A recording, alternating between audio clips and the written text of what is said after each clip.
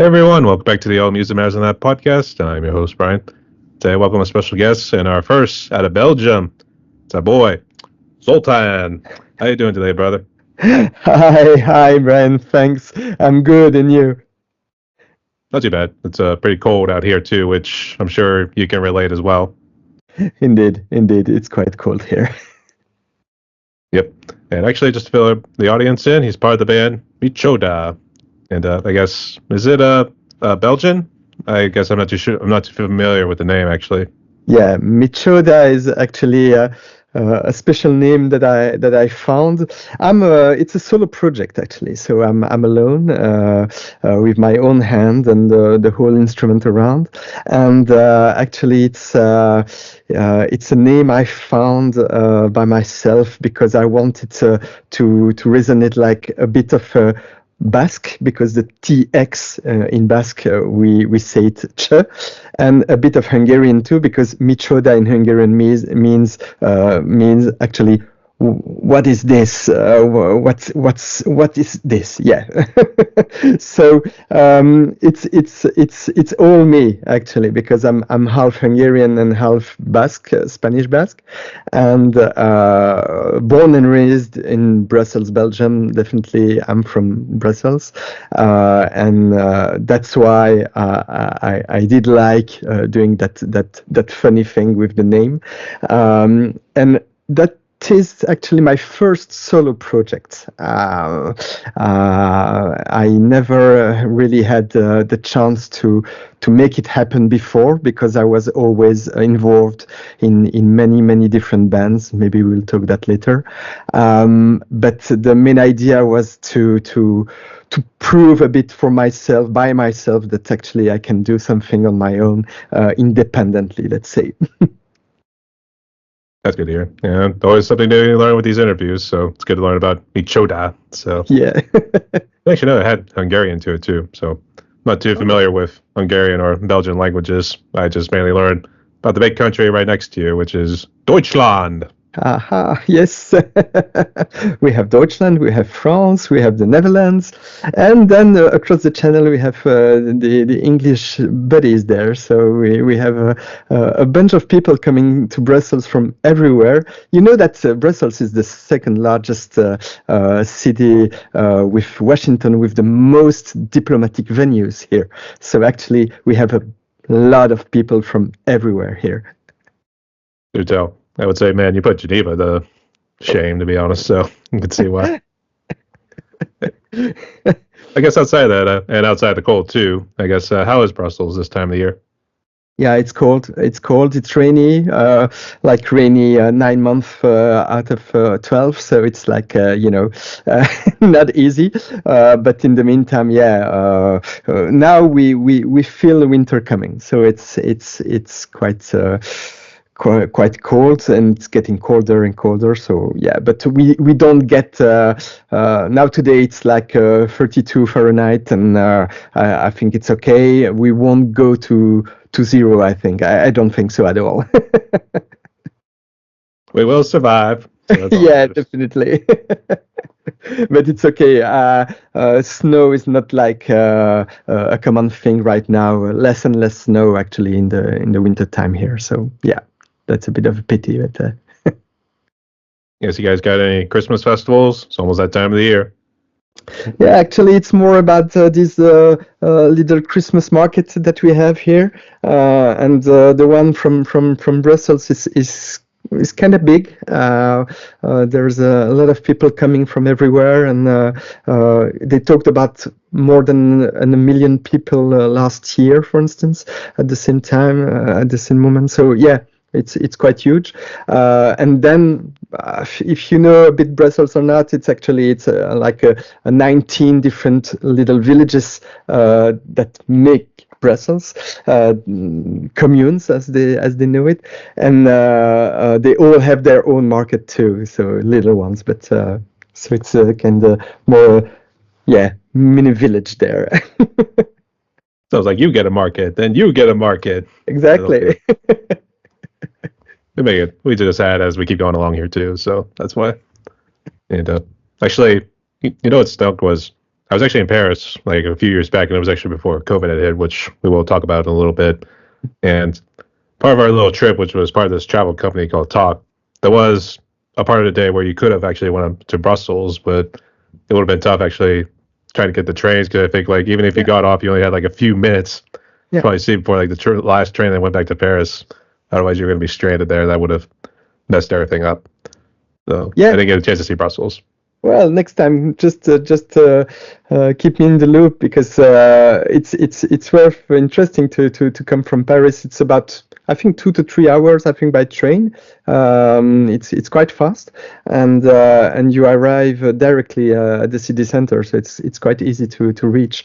Yeah, you know, it's a lot of architecture here from. I don't know if you know them, Horta or those kind of people. It's like a bit like in Barcelona where you have Gaudi, etc. But here the difference is that Brussels has a lot of issues in the past. In the 60s and 70s, they decided to build a lot of concrete building everywhere and to break down a lot of beautiful houses as well. Yeah, so. Yeah, that's why it's a bit bizarre, but the one that stays up are just magnificent houses. Yeah. Actually, especially like a Jenga set, you just slowly pull it out very slowly, and then it comes toppling down. So exactly. I'm in a domain. I mean, there's not much you can do about that when it comes to like building new big giant skyscrapers. So you can see why. Yeah. We don't have that big giant skyscraper. That's a bit of a luck, but still they are building a lot, and actually, Brussels is always under construction. Let's say it's like this. So yeah.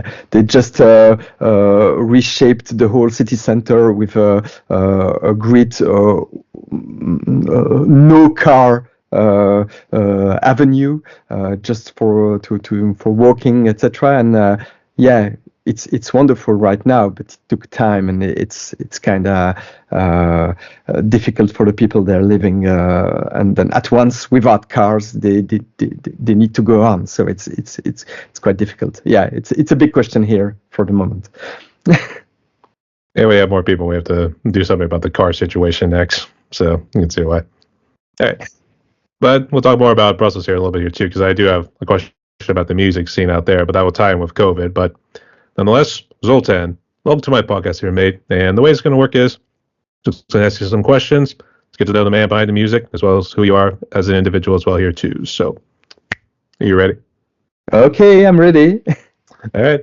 So I know you say you were in a part of a few bands, I guess, before forming a Mitxoda. So I guess we'll tie it in here with this question right here too. So, who are you, and how did you become a musician? Okay, so I'm Zoltan. I'm 47 now. No, 46. Sorry, next year 47. Whoa, wait. And actually, I'm in the music. I'm on the music scene now since '93. Something like this. I was 14, 15 when I decided to grab a bass guitar and start playing on stage with some friends at school. That was definitely the first time, and bass guitar was totally not my thing at the very beginning. So I'm a pianist. I started at 5 with the piano, and I did that for 10 years, classical music. And then at 15, I decided to change a bit, and I started drumming on friends' drums. I started the guitar, but as a pianist, the guitar is quite difficult because my hands was always hurt by that position on the hand, where whatever. And the bass guitar was actually a good in between that rhythm that I could give through the drums, and the melody I could give as well through the guitar or the piano that I could do. So the bass guitar was at the end something very special to me, and started to make something. I was very on my own. I led the bands actually at some points, because without bass you have nothing. I'm sorry to say that, but that's true. But nobody hears it. So if you don't take a look closely about what's going on when there is no bass, then you found it's quite strange, but you don't hear that actually it's the bass missing, and and that's what I like most actually, because you feel it. The bass guitar is like something very organic to me, and that's why I went on with actually 3 different bass guitars that I have. So I only bought 3 bass guitars since then, and I'm quite okay with that. I'm not technical guy. I hate actually all this technical stuff, jacks, etc. But I spent some time to learn about it, just being sure it's okay, but still I'm not technical. I'm definitely someone who's about melody, about rhythm, and something to say, let's say, with lyrics that give sense to people that listen to it. So yeah, that's more or less my parkour since '93. I went in various bands, so about I noted that about 14. So it's a lot. All of them are quite stopped. There's one that I still have for more than a decade now, and it's not mine. I joined them at that time. It's called Dashbox. And Dashbox is fantastic. Actually, we are 4. It's made. It has been made by the 2 of them, which is Benoit and Fabien. Benoit at the lead guitar and singer, and Fabien at the drums. And Olivier came a bit later with the keys, and then I replaced the bassist Julien, and I started to play with them about 10, 12 years ago, something like that. Maybe more. I don't remember exactly. And it's all in English. It's all sang by my guitarist. I sometimes do the vocals behind with the keyboardist, but it's mainly him. And I play old songs they wrote by myself on the bass, and I added actually my touch, let's say. So at the beginning it was like special, but yeah, it was like fantastic too. And sometimes it worked. Sometimes they said, "Oh, come on, no." It also happens, but it's mainly a very nice environment to play with, and we did a lot of gigs here in Brussels, but also a bit outside, a bit further, always in Belgium mainly. But it's we feel the rock. Actually, it's really a live stage band where I can feel myself totally with the public, with people, even if there are only 10 in front of us. Anyway, I love that. We have a lot of little special cafes and bars where we could play, and it's more and more difficult to find those. We can talk about it later, but it's indeed something that I like a lot, being on stage. And it's very curious, but Mitxoda is something that I don't know if one day I would go on stage alone, because Mitxoda is electronic music mainly. I do my bass on it. I do the piano. I do the keyboards. I sing on it, so that's a first for me too, as a lead singer.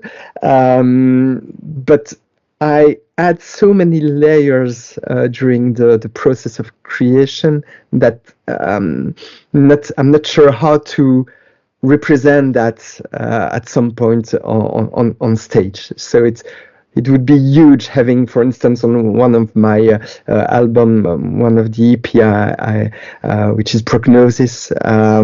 It's more prog rock album. I added 2 or 3 drums on one song, for instance.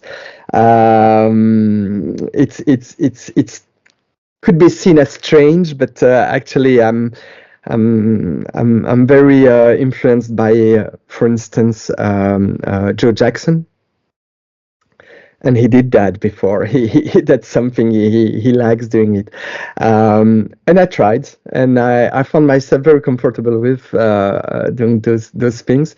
So one day, maybe if I have 3 drummers, and if I have some time to spend to find the good cellist and the good harmonium guy and etc., would be great to have that live. But well, that's another story. That's pretty cool. I guess these bands you were a part of, were they all cover or do they do their own original material? Dashbox is our original material. It's about 60 songs now for about 2 decades, so it's a lot. And the others were also original for the one before, Kachai, which is a fantastic trio we were. Me at the bass, the guitarist, splendid guitarist Patrick, and Joyce at the vocal. That was more ethereal. It was like we were like in another world, like 8-minute songs doing the same note until the end, but intentions were different, etc. So it was very nice. Also original songs. And then for the rest, it was mainly covers with the other bands. Yeah. That's good. You still stay in touch with those guys? You try to collaborate with them every now and again? Well, I do keep on with Dashbox, and the other ones, no, actually, I have less contact. I still see them for many reasons, but no, we don't do that anymore that way. Well, I became father. They were father or mother too. So it's almost a bit of a changing game in our life. I have 2 kids, 6 and 4, and yeah, that changes a lot. Gotta accept the father responsibilities now. So all right. Yeah, responsibilities, exactly. That's the word. I guess Mitxoda kind of helped alleviate it in some sort of way here too. But I guess, is Mitxoda like your main job right now, or do you try to work multiple jobs now? Well, Mitxoda is my main, let's say, activities for the time being, because actually this year was a bit of a struggle for me. I won't go into detail exactly, but business-wise, it was very difficult. And I'm in marketing, in digital marketing, and mainly marketing and strategy, and the whole communication stuff around. And I had to slow down early January for many reasons. And like around March, when I saw that actually I was still prolonged by my doctor, I started thinking, okay, I have my key, I have my bass, my laptop is still running some way. Let's try. And I had some chance that actually music came automatically. I'm still surprised actually by the how many songs I wrote this year.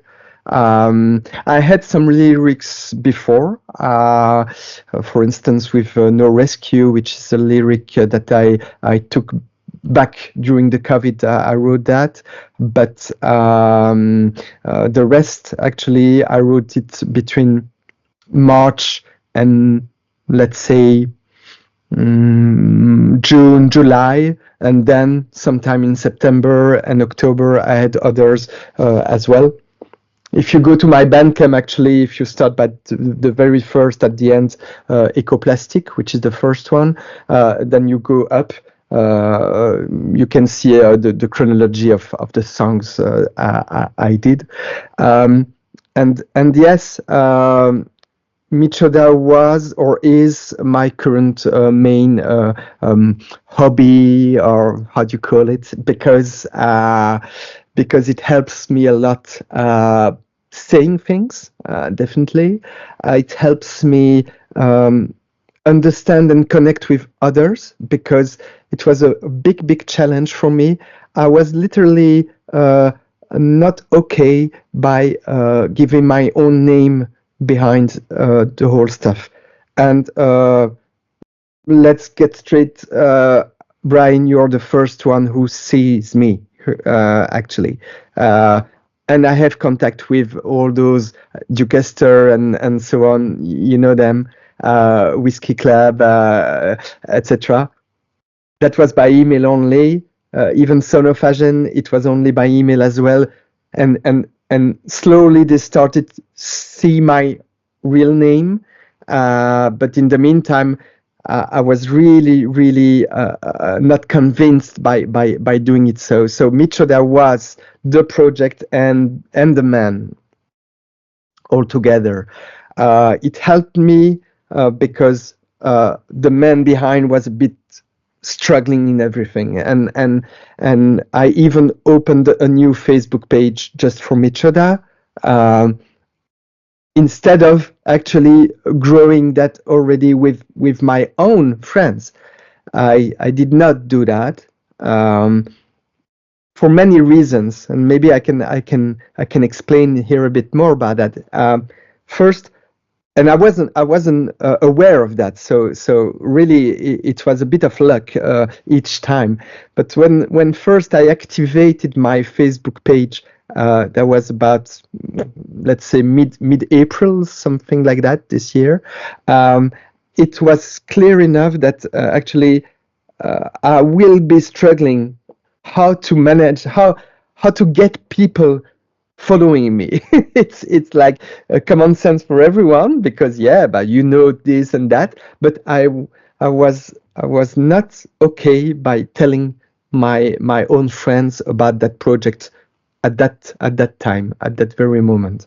So it was like something very close to me, but I wanted to share the word, but actually not the same word. I don't know if it's clear, but it's like being involved in something, one really starting from zero, and maybe it works fine. It doesn't work fine either. I mean, it's okay. And it helped me a lot, because we can fail. We can, and actually it's been a while. It's about 22 years now that I work in communication stuff. And failing is something unusual. So we need to take that time back. Otherwise, we lose ourselves. And I was a bit losing myself. So Mitxoda is the answer that I didn't know was the answer at that moment. And then once I opened that page and I started with Ecoplastic, the first one, I was like, come on, how do we put that online on Spotify or Deezer, or I don't know, never did that before. Even with the other bands, I did that with just by playing a bit, but it wasn't professional at all. Here, I just wanted to be clear from the very beginning what were the limits, how to reach that. not to put extra effort or money on it neither, because it was just a hobby, and I wanted to keep it like this. And at once, okay, it appeared on Spotify. I use DistroKid here in this case. We can talk about that. Yeah, sure. And indeed, I started actually trying to fetch some groups in French-speaking groups on Facebook, because all the first singles are in French, actually. So, I sing it in French, and that's okay. I mean, that's my tongue, so my mother tongue. So it's nice. Well, and actually, nobody in the French groups were okay or open, or whatever reason. No, I was considered as like, what is that, Mitxoda? No, your account is should have a minimum at least 12-month old before posting on that group stuff on Facebook, whatever. Was like, what? How can I grow or let them know I exist if I need 12 months? I suppose it's because of the spamming stuff, etc. I can imagine. But still, I was shocked. I sent to many people I do not know, but okay, I'm new, I'm from Belgium, this is my first thing. I was totally not aware of the standards. Ecoplastic is about 8 minutes long, and it's a riff, it's a bass riff, just coming like this the whole way long. There is no bridge. I'm just singing on the same tune the whole song. But it's ethereal because I put a lot of different keys around, etc. So there is something. Okay, for me it worked. Let's say. No, nobody wanted it. Nobody even listened to it. So I tried to go on the English side. Let's say, okay, I do speak English. Okay, I will ask people. Hey, cool. Would you like to check, etc. And I found some great groups where I'm still there. Band Together, other great groups, and at once I had a mail from John from Whiskey Club. You know him? I don't know if you know him. He's fantastic. And I just sent him a few songs I had because I was unsure. I wrote about 5 to 7 instrumentation plus lyrics during that period, March, May. And then I wasn't sure. I wasn't really sure. I was like hesitating maximum. And he told me something fantastic. He said, "You have a voice. You have something."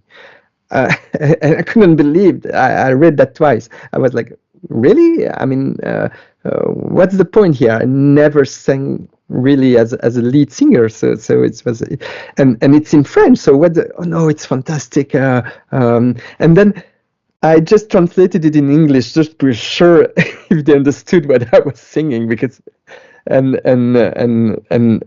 they told me, yeah, it's great. You should go on. You should go on like this.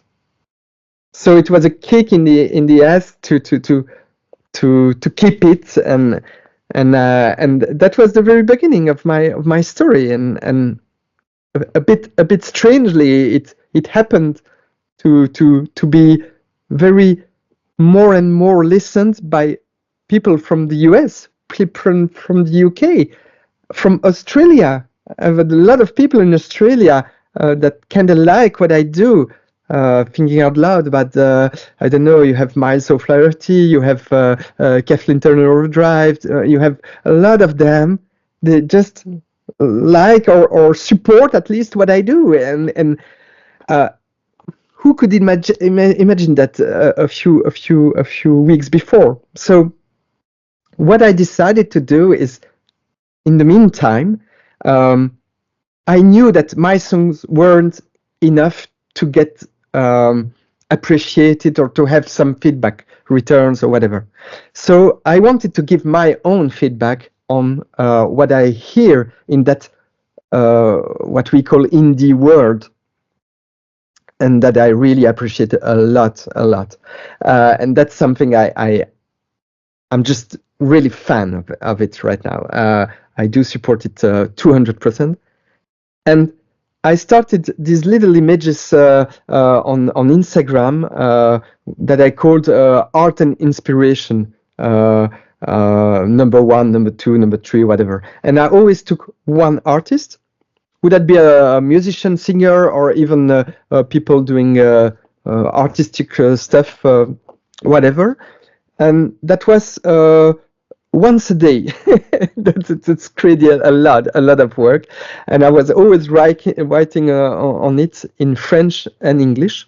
Yeah, I translated it actually. That was the easiest, but more or less.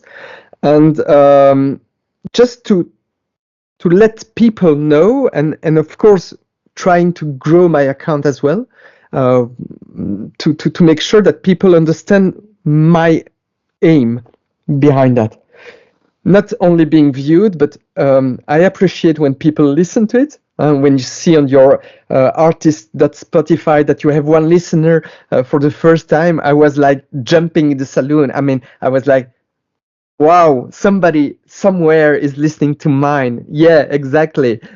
It's crazy good.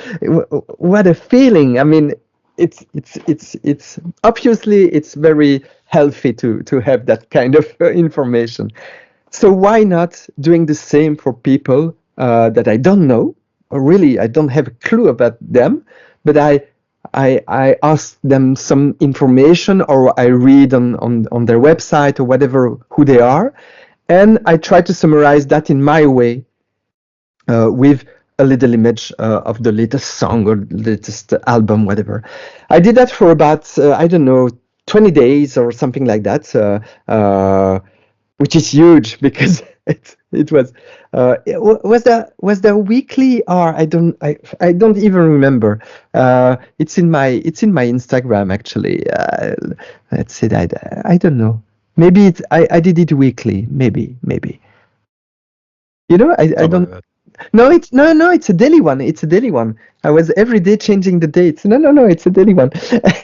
What I wanted to say is that those kind of little abstract helped me get in touch with those people as well.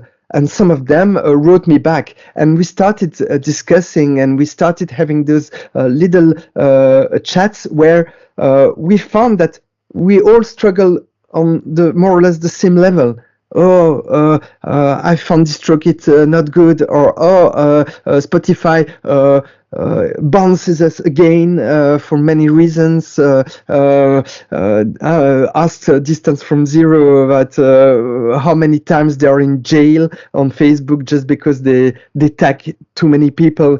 And or they just share Jay-Z latest Spotify charts, whatever. It's awful, and they are on a reader list, I think, on Facebook for that. But well, and we discussed, and I see that these people are all very good-willing. They all want to do their best to showcase their stuff. And then at once, sometimes it's just blocked, or check Timothy Music. You know him. It's from Pittsburgh. He's totally fine in what he does. And the few weeks before now, he was just completely stuck by DistroKid and Spotify for no reason. There is no bot that he bought. It was just a mess.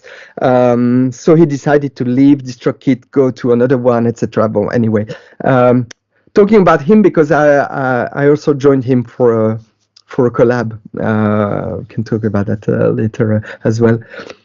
Coming back to that, all these people gather in some groups on Facebook, and then at once I decided to create my own group on Facebook, but a discreet one, a secret one, how do you call that? And one by one, I entered these people I know.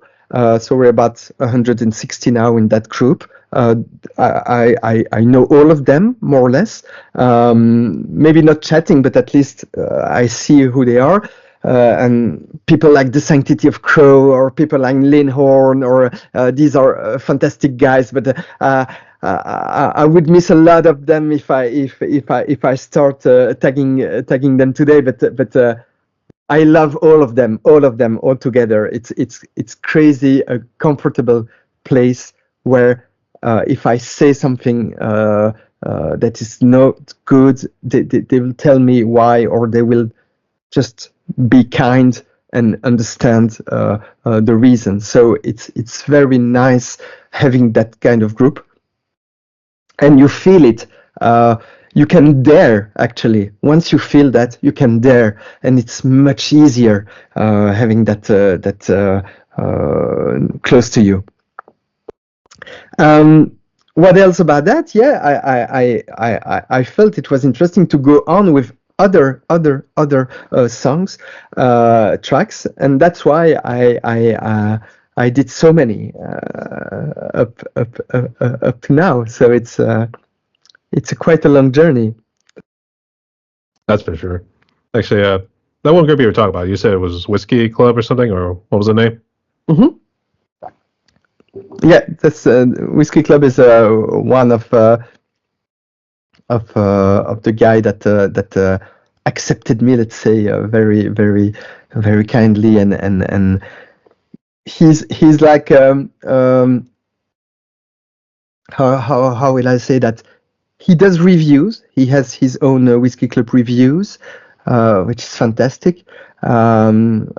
He's John with his wife Denise. They are so kind and really. They told me last time they follow my success closely. I put success between brackets because I don't know. I just made what I thought was okay. But it's like. They are not the only one telling me that I could deserve even more, but I don't know if I'm looking or searching for that right now. I'm just go with the flow and one day maybe or not, and I don't want to be disappointed actually. And so up to now, if I stay proud of what I do, I think it's the best way to keep that common sense and not being angry by what could have happened and is not happening. Yeah, actually, I was confused with somebody else actually, because I know there was one that was like some sort of southern rock band too, but it was actually a guy I had interviewed a while back. So I was getting the two mixed up, but that's pretty cool about Whiskey Club. I'll have to check them out. Yeah. And when you were talking more about the French right there, I'm thinking too, it was almost reminding me of like being like, L'ami, say no more. Something along those lines.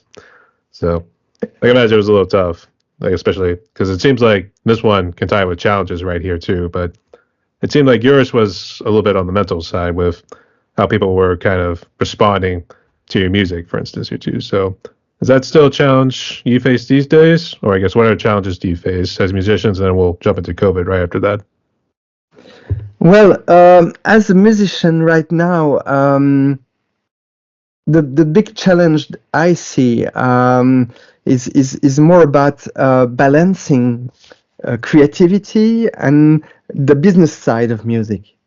You see, I don't know where I saw that. I think it's Jason from the Zero who put that image where actually the indie artist is doing everything, and it's like a list of 25 points with items to do, like from creation to uploading to whatever streaming services and promoting even on a TikTok at midnight. I mean, that's awful, but that is it. That is the case. If we want to stay independent as indie, I think it's really a challenge, and I downsided it when I first saw that. I wasn't sure about that amount of work that could that could shape actually all days now for me is crazy. But in the meantime, right now I like it. I don't know what 25 will be around that, but but I'm still thinking there are ways to do it better with on less time and do more with less, let's say, but smart and I think it's one of the biggest challenge I underestimated at that moment, and then what I would give as advice is being sure that actually what you do, you're proud of it each time. It's not just being sure your song is live. It's not being afraid by experimenting stuff. You see, it's not a question of being perfect. I hate that word actually. Even if a lot of people says that I'm trying to get that perfection. That's not true. That's not true at all. I do what I think it's good, and if it sounds like perfect, great. But I'm really aware that we can't, and we need to fail, right? Like in business, and we need to fail a bit, just being sure that we won't do it twice afterwards. But you feel it. It's when you fall, you know that it hurts, and I don't like falling, and I don't wish people falling, but at least you know where you go after that, and I like that. It's more about being consistent, sorry, in what you can propose and how you can afford it. That's a balancing way, and yeah, but it's too soon. I mean, it's not because I have about 20 plus years of music behind me that I can say something, because the very first moment I was alone earlier this year is probably the biggest challenge I ever had in terms of music. So I don't know. It's 9 months now or less. So too soon. Yeah. Actually, when you're saying like falling, I thought like you don't want to fall on your face because then that tends to hurt a little bit there too. So, see why. But I guess still tying with that challenge right here now, it kind of jumps into COVID here too. I guess how bad was COVID for you personally, family wise, and then music wise? Yeah, thanks. Indeed, COVID was a bit strange. Yeah, we were locked down, of course, everywhere. I worked because there was online for me, so it was less changes. I still gave my strategic advice in communication by video conference and so that was okay. It was project management too, so these kind of things were fluent. But I saw in people's eyes through the camera that people were like a bit different. Yeah, it's something that happened. Now I can say that we had some chance, I must say, in my close family, at least here at home. My kid arrived, and the second one just was born during COVID, for instance, and stuff like that, and he's fine. I mean, less for my mom, but it was not about COVID, but she died a bit after. But because of COVID, I wasn't able to go to the hospital regularly to check her. So those kind of things are quite well okay. But would that have been COVID or something else? I mean, yeah, let's say that's life, even if it hurts. I'm still thinking that we were lucky in terms of a lot of things. We were eating at night together. We were laughing sometime. We were we were able to manage, and I know that it wasn't the case for a lot of people. So I won't complain. I won't complain. And I hope these people that are now that were with issues at many levels, I hope that now they could survive and adapt as much as they can. Doesn't mean I had nothing. I'm pretty sure that and the loss of my mom and the COVID and the changes in the way people lives, because true and prices were higher too afterwards, etc. A lot of stuff. I'm pretty sure that these are also items that didn't help when I was broken earlier this year. Definitely. Probably that's a mix of everything. But again, yeah, like 4 years later. But I'm pretty sure it's something that is like in everyone's brain, and it comes and we manage, and one day you can't, because you think about what happened, and then you're a bit lost, and then you have to be strength again and try again, and yeah, that COVID period is very unusual for everyone. And I don't speak about the challenges because one country did that and the other one did another thing, and so it was a mess. Huh? Sometimes when I heard on the radio stuff and another, so as I said, I feel lucky, and I hope you too. I hope you had good times, at least where you could during COVID. Yeah, we traveled. It was mostly in-state travel, but we still managed to travel and do that sort of stuff there too. Actually, I went 2 years, almost 2 3/4 of a year without getting COVID. I accidentally got it. We went to one of our cities called Nashville, which happens to be like the country music Hall of Fame and pretty much the center for country music and all that. And that's what happens when you're bar hopping on Broadway. So, Okay. I don't know. Did you end up with COVID by accident at some point, or were you and your family okay? Yeah, I had the COVID at least 4 times, I think, but it's okay. I mean, I never had to go to the ER or something, so it's okay. Yeah. So as we say in French, touchons du bois. So it's you take the you touch the wood, as we say. So you get lucky, you stay lucky by doing this. So yeah.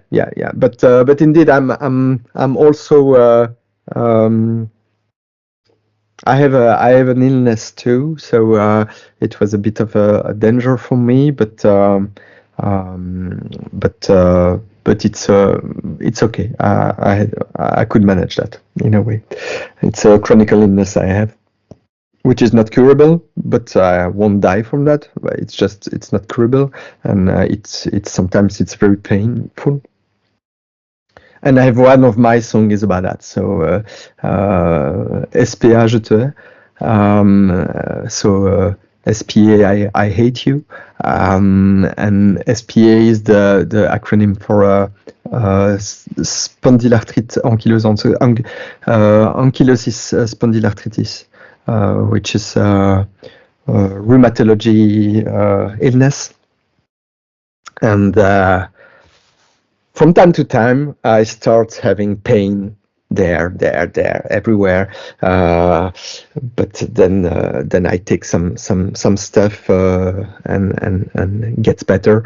And now I feel quite okay with that. But again, earlier this year I was broken, and it didn't help at that moment. So, but okay, it's about 10 years now that I know I have that. That I know that we can't do anything, a lot of that. I just need to do some sport, and I'm not a sporty, so it's like a real issue, but I try to do that well. But sometimes you just want to end it up because before I knew it was that, I had really really long pain. Sometimes it was just unbearable, unbearable. So, but again, I'm lucky. I have the good people around me, and I try to do my best to keep it that way. So yeah, but I needed to write it down. For instance, that song SPA was written on the corner of the table like in 20 minutes. I had the whole lyrics, and I had the music in mind directly, and so it's a bit of an kind of music of urgency where actually you can't breathe, and at once there's something happening. It's not credible, but you need to find the light. You need to find a way to get over it, and and then the music comes again, and voilà. So it's these songs, and you can see that are very from the heart and from the personal inspiration of my own life. Maybe except the first one. The first one was really an essay, a try, the ecoplastic, about something that really struggles me. It's about the sea is in danger, and the whole planet is in danger from pollution, plastic pollution, and I admit I had a lot to say about that, so it's quite long, but I wanted to really each paragraph are something important to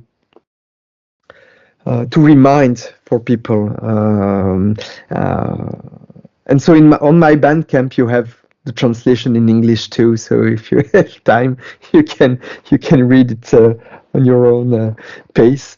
But it's truly that I love the sea. I love nature. I'm not a nature guy, as you know. I don't take my hat and my shoes, and I don't go on mountain alone. It's not the point. But I, yeah, but I do like nature in its in what it can help us, and that's our roots, common roots.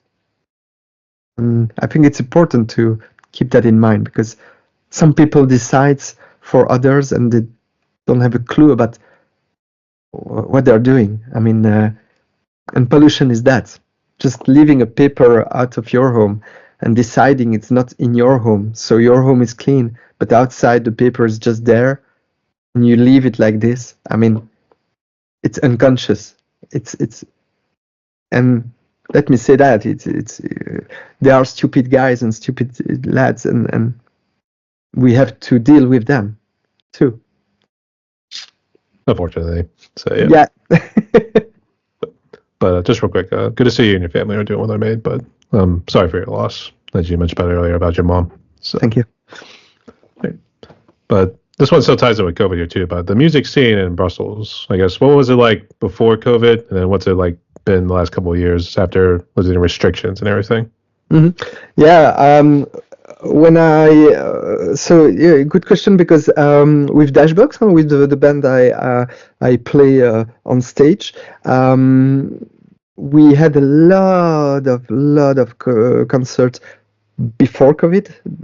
When I say a lot, I mean, yeah, not once a week, but that would have been nice. But at least we had a period where we had once every 3 weeks, a month. That was a huge year at that time. But that was always possible to find some little cafes there and there, and just jump in and say, hey, do you have some place for next week, 2 weeks, or 3 weeks from here? And it was quite okay. Now they don't pay, or they don't pay that much, so it's not a question of a lot of money behind that. So it's, you don't play for money. That would be fantastic, but we receive something. We receive the beers. We receive the promotion they can do on their own Facebook too. So that's not bad. It's always good. But yeah, that was before COVID. We accepted for a few hundreds euros or dollars. Anyway, it's more or less the same. And indeed, we agreed to go, and voila. Well, now, during COVID, that was of course not that fun because it was we tried to play, to rehearse some time, but yeah, no, forget about that. And then after COVID, we tended to find new places, or just calling the old ones too. Most of them were just closed, so they were bankrupt for a lot of them. These little cafes, etc. They just can't. They are not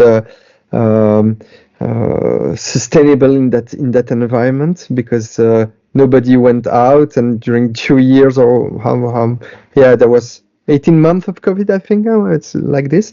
It was like nobody in the streets, so difficult. So we were left with some, and the new ones. Actually, there were no new ones. There were no new venues, or so it was very difficult to find a way to show our new songs too. So yeah, it was very difficult. Now it's still a struggle, but we try to find another way to promote. We will go on soon. We will early January next year. We will start. There will be a recording. Sorry, a video recording in a local TV station, for instance. So that's quite nice, and then that means a lot because we will have material to promote afterwards.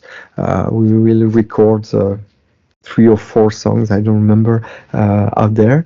I hope these kind of things will help us find new venues and yeah, being paid correctly too, because a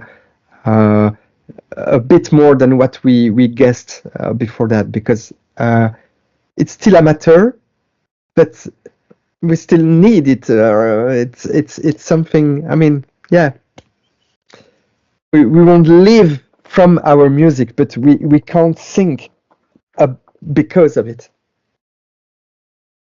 Yeah, that's for sure here too. But we'll see what happens there too. But good luck out there, mate. Thanks. Actually, do you got any shows you plan to go to this year? I've already got my concert tickets. I think I got 5 so far for next year. So I'm actually pretty excited about some bands coming through my neck of the woods, including some old ones from my youth, actually. They've been going on for like 20 plus years right now. So got any shows lined up? On my side, I don't have that much for the moment, so we keep in touch. Right now, I don't. All right, we'll see what happens. But good luck out there, mate. Good to see Brussels is on the up and up. Yeah. So. Yeah, there are a lot of actually Brussels is quite active in terms of venue for bigger bands, definitely. We have great venues like Ancienne Belgique, the Abbé, or Le Botanique, or Forêt Nationale. These are big venues, ou le Circo Royal. We talk about between 1,500 and 5,000 people coming there. So it's not a little bar, a little cafe behind the corner, for sure. But these venues are fantastic and affordable. I mean, we have a lot of bands. It's always it's not sold out every time, but every day you can find a concert in Brussels. Every day you have concerts in many venues. So that's very cool. And it's quite okay in terms of pricing. It's not that expensive for 40 euros. I don't know. It's 45, $50. You have you are in a 5,000 people venue waiting for the guy, so or the lady. So it's fantastic. It's affordable. Yeah. That's good to hear. And I guess, what do you recommend like checking out whenever you're in Brussels outside of the venues? I guess what are famous buildings? Is there a good number of museums with? I know you talked about art earlier, so I guess just real quick. Yeah, well, you have the what we call the Grand Place, so the main the main square, the city square in Brussels from the 16th century, 17th century. It's huge, it's beautiful. With a big building with long yeah, I don't know the word, but it's just type Grand Place Brussels, and you'll find that it's fantastic. I studied just close to that place. It's great. And then, yeah, in terms of museum, you have a lot. You have all about art museum. You have, Magritte. You know the painter Magritte. It's a surrealistic painter. Sounds familiar, not ringing bells, but go ahead. So it's a Belgian one who created, actually pushed that surrealism foundation in the late 20s, yeah, in the late 20s, and it's fantastic. I mean, it's a must, like a museum. But we have a bunch of museums. You know that we are fan of comics here, comic books. Belgium is known as one of the biggest place where you can find comics on earth. I mean, and a lot of them are Belgian, French, and of course international. But I won't say it all started there, but it's a great place to find out what comic is in the world, and especially here in Brussels. So there is a museum for that, of course. But you know Tintin, I guess, Tintin. You know the first guy before Armstrong going on the moon with his little dog. You know, I'm too busy thinking about that movie. It was like Adventures of Tintin or something, but it might have been something along those lines. But I think I have heard about that. But go ahead. Maybe the name is not the same in English. That could be because they find a different name in different language. I would just say that Tintin in English. No, it's Tintin. So seems okay. I'll send it to you. It's a famous reporter, let's say, that had always adventures and everywhere in the world, and it was written in the year 40, 50, 60, and 70. So it's really old at that moment. What else? There are plenty of things. You know, Brussels is with Madrid in Spain, one of the most the greenest city in Europe. So it's true and untrue because we have a big forest in the south of Brussels, and that takes a lot of it, but you have a lot of different trees, etc., all around in the whole city, parks, etc. We have a lot of parks, so that's cool too. You can have a nice visit through the parks, etc. There are things to do there. Yeah. That's good to hear. Brussels is on my bucket list, but I think we're going up just a little north of you there first, to Amsterdam. So I think that's next. Oh yeah, it's about 2 to 3 hours from Brussels, so it's not that far. You know, Brussels, it's 3 hours from Paris, 3 from Amsterdam, about 3 to 4 hours to London. And the same if you go to a bit further in Deutschland. You have also great places there. So it's very centric, European centric, actually. But Belgium in its whole is a fantastic place. I mean. I don't know if you hear about what's happening between the north and the south of the country, etc. But these things won't stop us living and doing stuff. So we have a lot of carnival. I don't know if you know the carnival.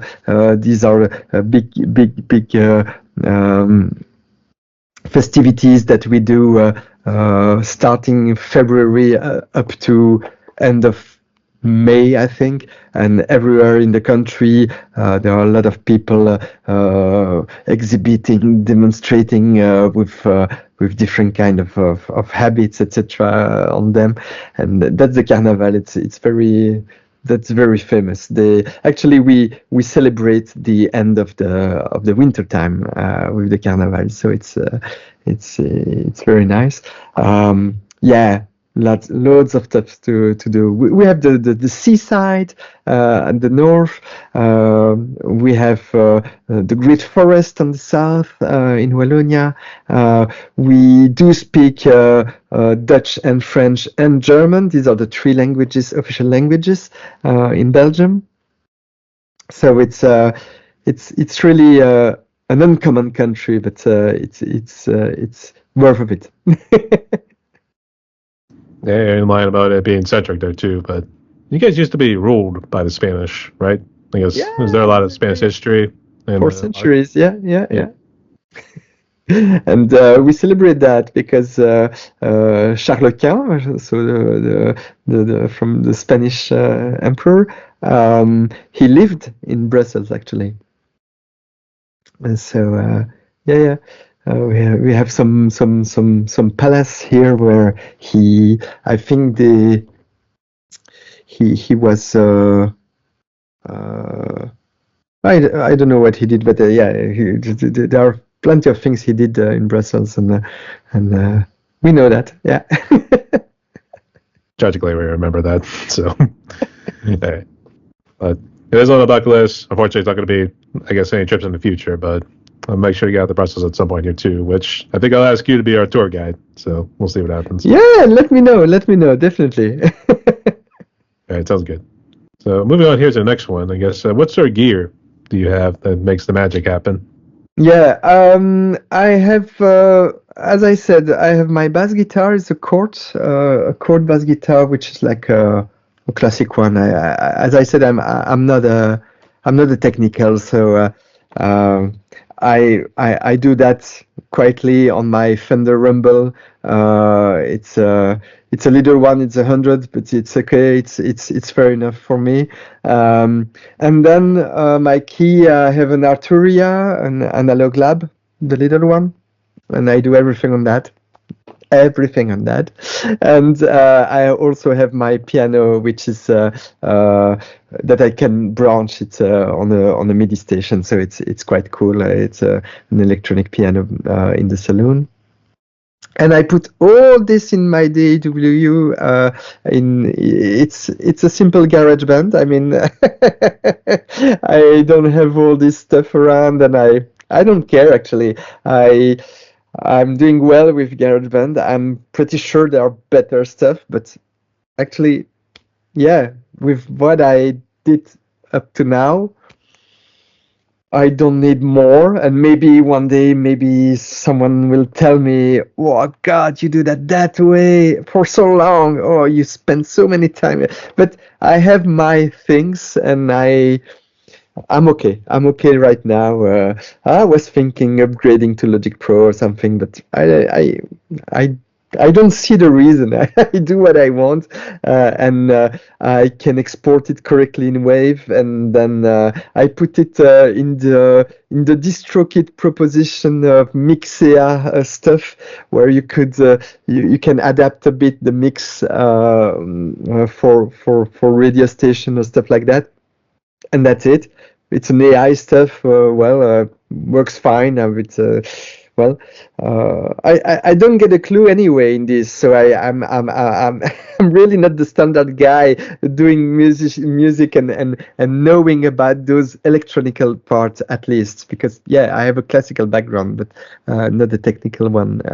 But every day I learn a bit more and I pay attention to that. And yeah, thank God I think I have something in my head which is working fine. Is the I can evaluate how far should go one track, how loud should be one sequence, how to adapt maybe the sound of that bass or things like that. So it's a test and try and test and error, but at least at the end I know how to manage it until the end, and I'm okay with that, definitely. And that's the mic I am singing on. I just put this on it, just being sure I'm not spitting around, and that's good. It's something I bought for nothing, and maybe specialists will say, "Oh, now that I know, okay, I understand why it's so crap."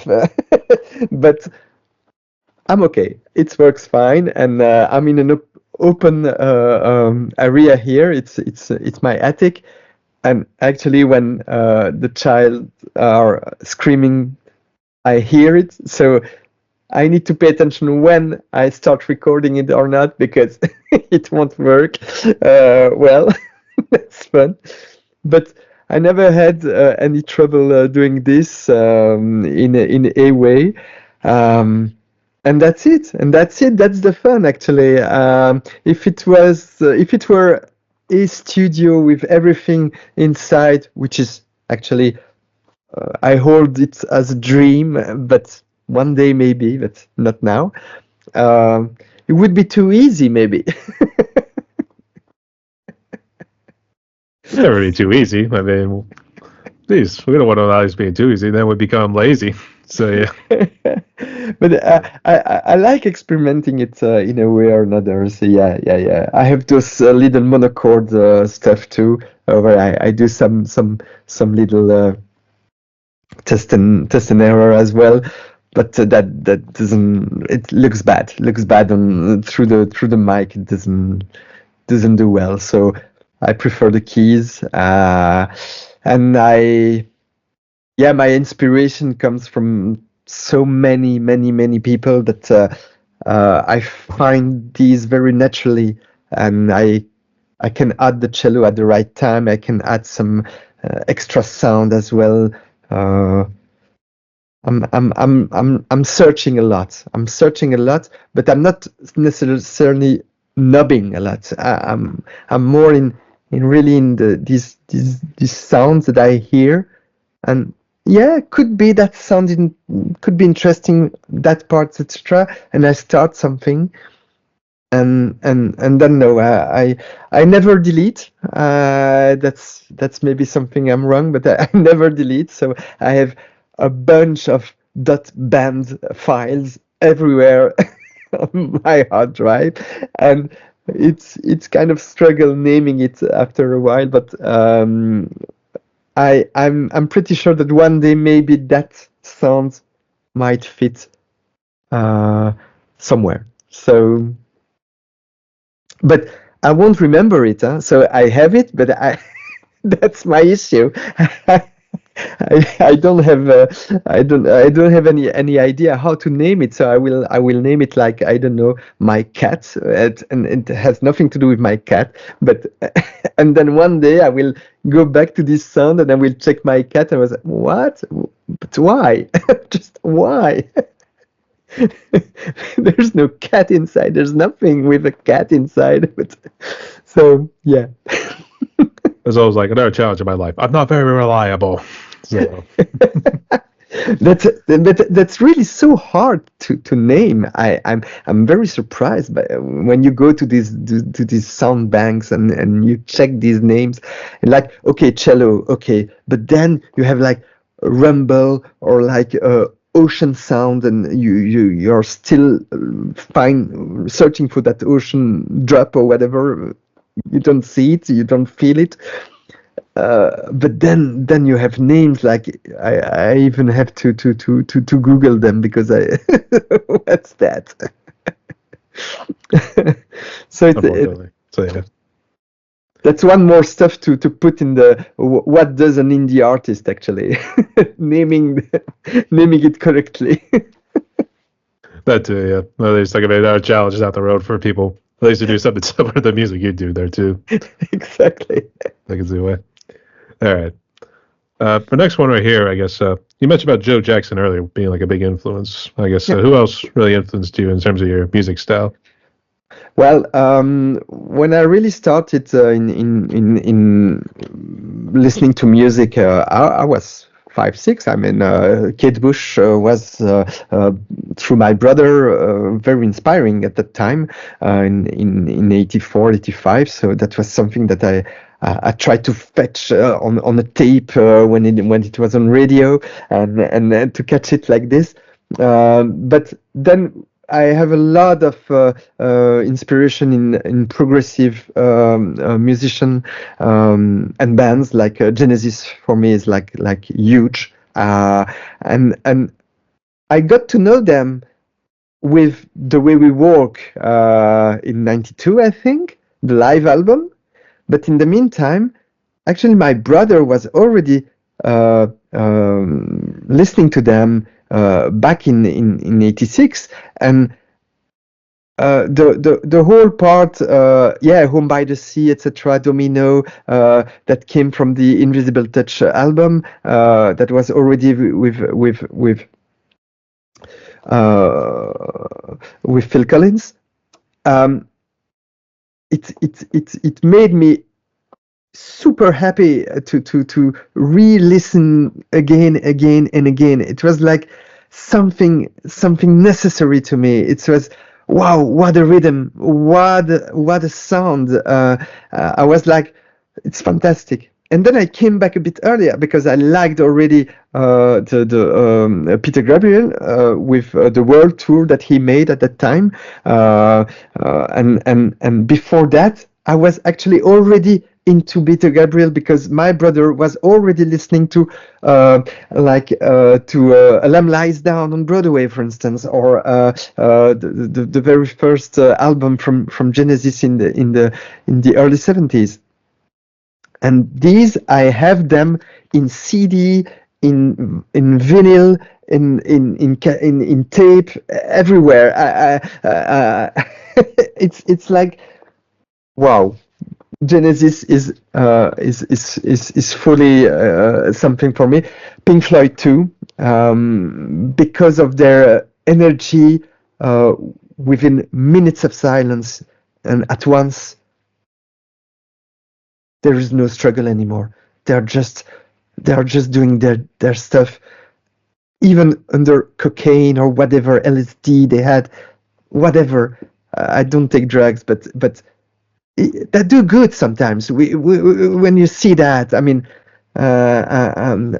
just ban what I just say, but I mean, it's truly something that reminded me how far we can go. We have something inner, deeper inside us that we don't know. I'm pretty sure about that, and this kind of stuff helps. Could be just beers or just whatever. But feeling good or feeling comfortable at that moment, being high, let's say, and I can be high without taking anything, just because I have my keyboards just in front of me, and I'm starting with one song, and then I don't know, it reminds me something, and I start playing, and then I add layers and layers and layers on that. And at once, I know that the first minute will be just a wretched nothing, but the 2-3 minutes later, I start having something ready. And I think in Peter Gabriel's mind, or Steve Hackett, or whoever was at the lead guitar, yes, they had the same story. I think they started one song like this, and at the end, they had a full story. And the guitar was like just leading, and never played the same thing during 10 minutes. That's fantastic. And that's what I like in progressive rock, because you start from something, you go to nowhere, but actually you arrived. And that's truly inspiring. That's something I really want to feel. Then, yeah, we have Led Zeppelin, because I'm really a fan of their music too. Again, if you take No Quarter, for instance, it's really high. It's really high level at anything. But in the meantime, they have so fantastically little duets or little ballads they did. I don't talk about Stairway to Heaven, which is great, of course, but there are plenty others even better, I think. Other musician, other things, other tempo, Massive Attack, Portishead, the Bristol County there, crazy sounds, crazy messages too.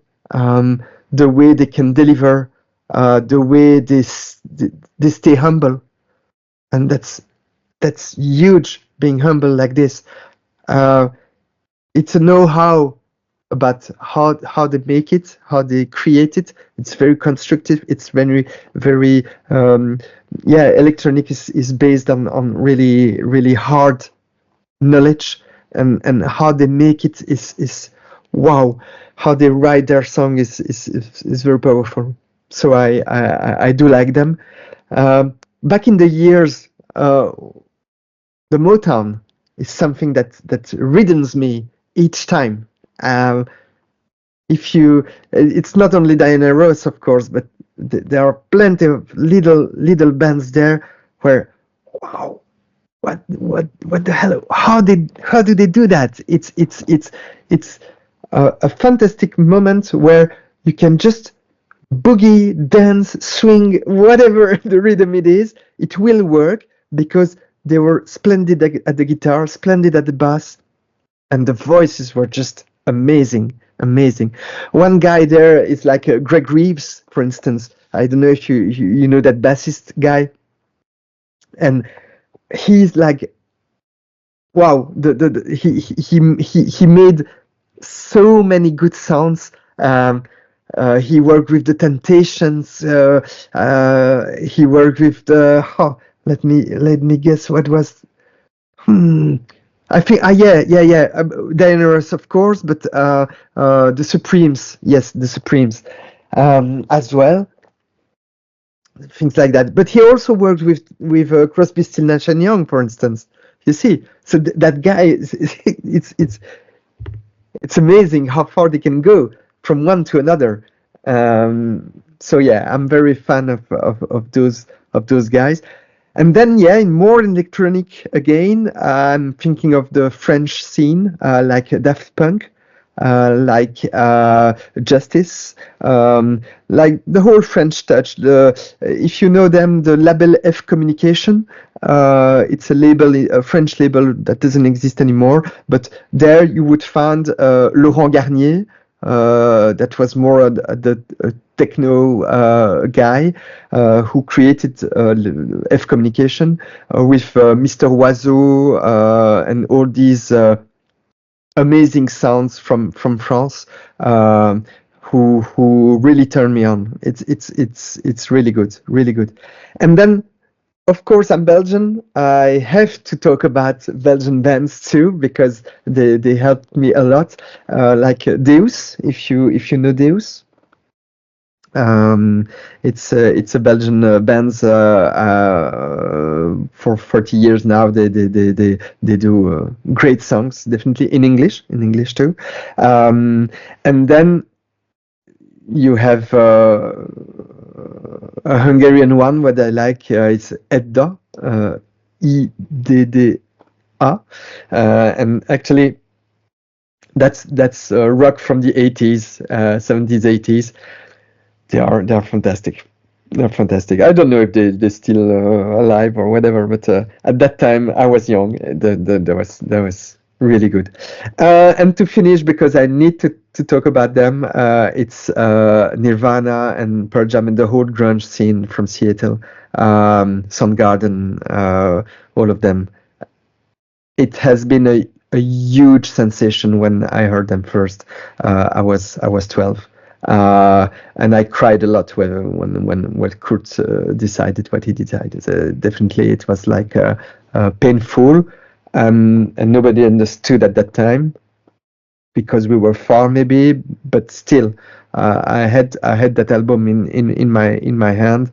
And I had the ticket to go and see him here in Forêt a few weeks after, so I couldn't see him. and I just heard recently that Nirvana just Nevermind reached for the 700th week the Billboard.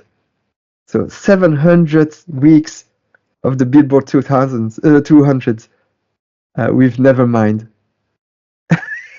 That's crazy. Who does that? I mean, and I'm a fan of Dave Grohl and all the collab he did. That guy is for me the most indie artist from the marketing music world.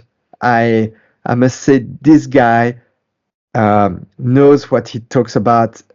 Can support, he's very supportive, and he's very like you and I, and it's not just marketing, he lives it, and I think it's a real part of what an indie artist should be and should stay, being able to stay humble and being able to help others by collaborating or whatever. What he did with the little girl drumming, I don't remember the name of her. It's just fantastic. What he did when they all gathered with 1,000 drummers in Italy, just because one little drummer, 15-year-old guy, sent him an email, and a week after he was on the phone. Hey, it's Dave. Do you want me to help you to do that? I mean, who does that? Who does that? That's quite amazing. That's pretty crazy, yeah. Yeah. That must suck. Not being able to see Nirvana like not too long after his passing there too. Oh man. Yeah. Came so close. Close. Yeah. Those are all great choices right there. The next one here, I guess, when you're creating a song first, have you always done it where you made the music first and put the lyrics on last? Or if you had like lyrics written down first and then you put the music around it? Very good question, because the lyrics itself, I have a bunch of lyrics already written, years ago, but I don't know what to do with them, so that's one part. And the music, as I said earlier, I'm just trying. I'm just having my time in front of my key or my bass, and I feel it. And if it sounds like this one I need to record, no. Otherwise, actually, when I try now, I know that I have to record automatically, because I know that what I will do once, I will probably never do it again the same way. That's awful, but so I need to record it directly, and then I put it back in my ear, and once it's okay, I can repeat it and play it again correctly. But sometimes or a lot of time, I miss that part, that really first part that I had in mind, and that was okay, but I didn't press record. So yeah. Yeah, exactly. It's a bit awful. But with Mitxoda, especially, what I do now is definitely entering a game with myself. With sometimes I try first by putting a kind of drums, these garage band drums, just to have that in mind, and I let it go, and I put I put on it a bass, for instance, or something deep, and then I see how it works, and then I put another layer piano. Usually it's piano or electronic piano, and there I do my solo stuff. Actually, it's sometimes I've been told I'm doing jazz, and it's because yes, I'm trying to find these sounds that are incorrect to our minds. You see, it's like it's really, and Joe Jackson does that too. I mean, and you know, and FG, FG, FG, FG. It's uncommon. It's nonsense having that.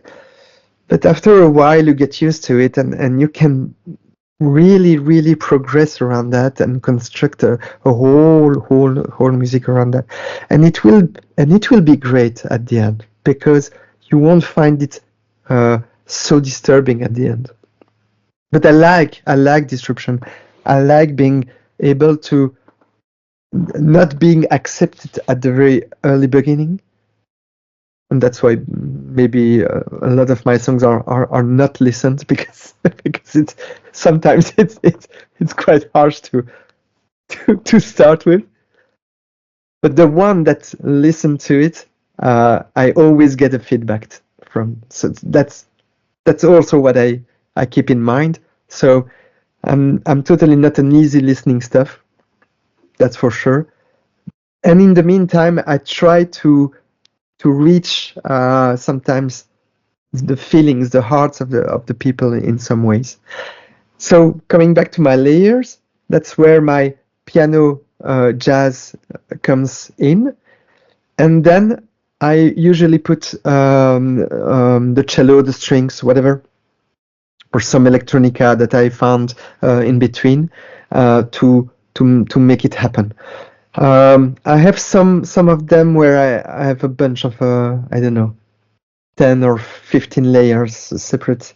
Yeah, because I think it's important. Well, and then comes the work, the voice work. So I have always one thing in mind is, should I sing on it or not? And one of the last one is the dot band is written new instru or not. That's definitely what I put as a name of that latest one, because I still don't know if I will put vocals on that or not. Well, since I'm a bit ashamed of my voice, still I try, etc. But I don't think I do good, and well, but that's another step. But then once, let's say we put the voice on that whole stuff, it usually takes me between 3 and 6 hours to have a song finish. So it's crazy. It's crazy, and nobody believes me when I say that. But yeah, you can ask some. For instance, what was that? Yeah, the Christmas one that I did. Maybe you heard about that. At Christmas time, I'm always high. Well, actually, that one I did it in 4 hours a Monday morning. I was like, okay, everybody is doing a Christmas song. It's really Anglo-Saxon stuff, that Christmas song. In France, in Belgium, they don't do that. But then I was thinking, okay, I'll do that. My audience is mainly English speaker, so go. And I found some crazy lines that I had. It's about a guy who is actually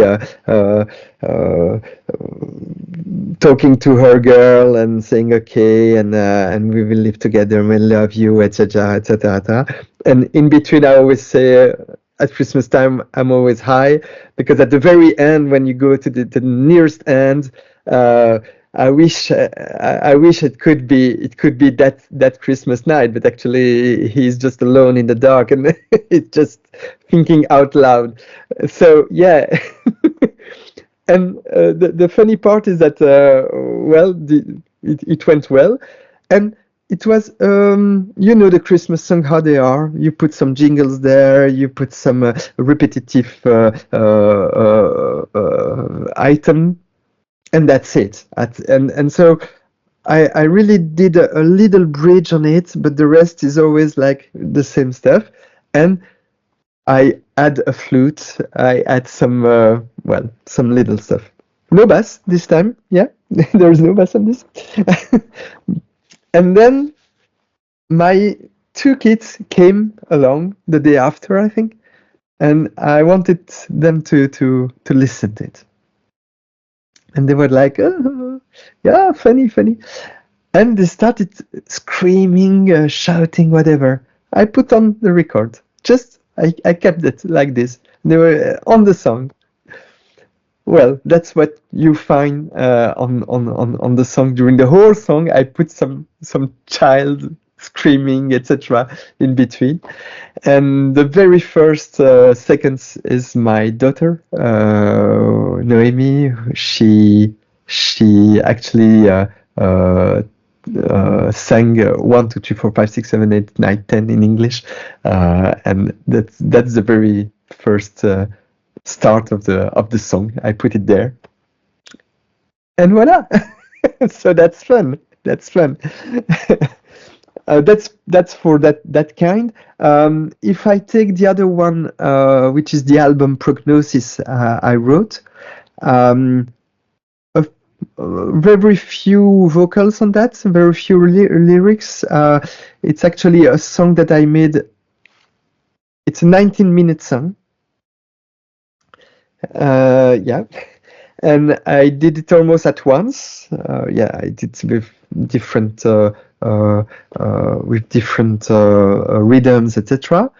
But I had my own idea of it, and the words were like very clear. It's about coming to life, and then a down at the end. And in between you have struggles, etc.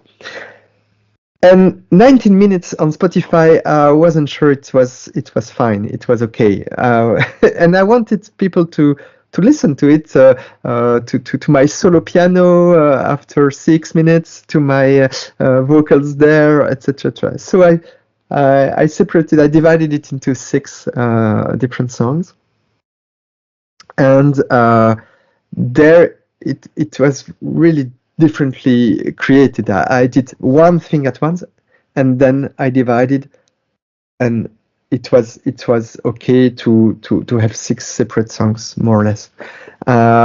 So I came with a 1 minute 30 the first, and then 2 minute 30, and my first collaboration on the 4th track, La Chute, which is the 4, with Caroline. She has a wonderful voice, and I asked her to put her voice on this one, and she did super well. And the main idea there was to change a bit of my voice and test. It was the first time for the collab, and I'm very happy of the results. So again, that's a different way to create the song. I talked about Espia Je te hais already. There are other songs like maybe I can show that. You see the vinyl here. It's my first vinyl, Distant and Closed, which is composed by 4 instrumental that I created, and I'm very proud of it, because Desertland is the very first I produced for this one, and is already live. Darkness is the second, and then you can already listen to Time Drift as well online. The 4th will be out on the 5th of January. And it's not really a story, it's 4 instrumental, but it leads me to a way to introduce my musicality, let's say, and maybe you can see the different jackets, let's say, on that. That's the first one. That's the second one, I think, etc. Like this. So I did it quite quickly on the web with how do you call that? It's elasticstage.com.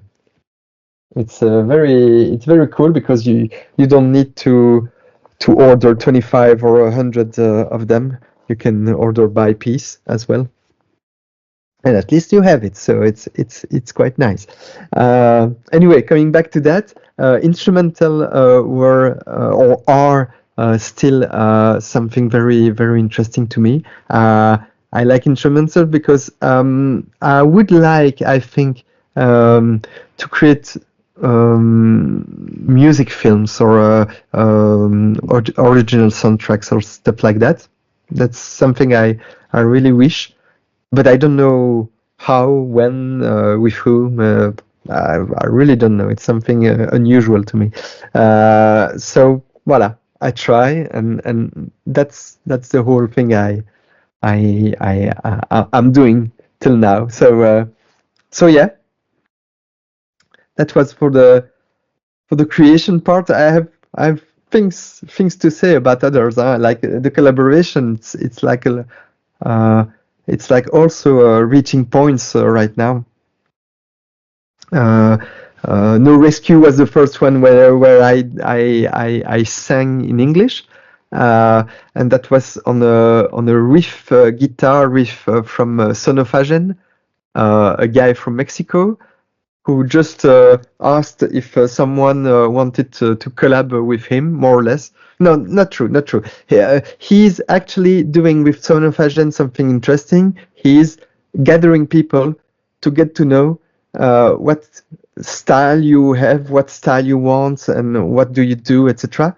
And he does make connections between them. And I answered the Google form there, and he at once let me know that he was interested directly to work with me. So he sent me the stuff, and I took back old lyrics from the COVID. I put it there. I tried once with my synth, etc., to do something interesting. He definitely liked it, but I told him we will sleep a bit on it because I think I'm not sure about my voice, about what I did, etc. And then finally we managed a song together, which I think is quite promising. Is still promising. We did it in October, I think, and it was really a nice journey. With him, and I have another one who is coming soon, which is ready, and that's lyrics coming from Kim's Creations, if you know the page, and Kim sent me the lyrics, and she asked me initially to sing it in French. But I tried. Well, first I made the whole music. She loved it, so that's fine. I put my voice on it, English version, and then she finalized it. She's okay with that, so we finalized it, and we'll be live soon. But she really wants me to do it in French too. And I said, okay, I'll do that in French, but I do that then in Hungarian too. Why not in Spanish, in Dutch? Well, all those languages that I can speak, I will do, and we'll see the result later. So we are not yet there, but it's a cool challenge again. That's for sure. That's a lot to take in there too, because actually we start with one question, I always start talking about collabs and everything else there too. So it's all good though too. So best of luck out there, mate. And I guess you said you're releasing that. I know you're saying vinyl, but I guess you're releasing all the songs on next year. The vinyl is released. It's also available on Bandcamp. Um, the fourth track actually will be live on streaming services by the 5th of January, I think. Yeah. All right, sounds good. Can't wait. Yeah. Zoltan, we based for questions here pretty good. So here, let's jump to the fun ones. Ready? Tell me. All right. So for the first one right here, what would you say is currently your favorite food? I don't know if there's a particular Belgian dish we're not aware of. Yes, we have Belgian dishes. Yeah, of course the fries, the French fries is a classic one. But actually, we have what we call the carbonade or stouflées, which is more about meat, like put in a sauce for a long time. You make it for hours. And you put some beers in there, strong beers, and it gives a very good sensation. It's very nice, and you eat that with French fries, and that's perfect. Then you have the traditional Hungarian plate, which is the goulash, which is also about meat and a lot of vegetables around too. And then I'm a fan of dessert and dessert, and I like tiramisu definitely. That's something I really miss when I don't have one. So that's and I do my own as well. So it's kind of cool. Not sure about the Hungarian dish, halushki, which I know one of our friends in our family, they actually make that every now and again. So, Which is lushke? Yeah. No, I don't know this one. And it's about what's inside, you know? I thought it was more like a pasta dish, but I haven't actually had it in a while. I just remember the name. I'm drawing a blank on it. I have to look it up again, but it was. No, it's okay. It's okay. It's a good dish. I would say it's not really something I'd like. Oh my gosh, this is so delicious! I want to just have seconds and thirds with this guy. So it's a good dish to have every now and again. So they have a lot there. Yeah. It's quite. It's very nice, and they have a lot of fishes too. So it's you have what they call the holasli, which is the soup, the fisherman soup, and that means a lot. Yeah, you have it's a goulash, but with fish. So it's very nice. that's something new. Actually, you keep saying fish though. It's like going to be fish and chips with the French fries instead of actual chips that they normally would sell. So, all right, great choice.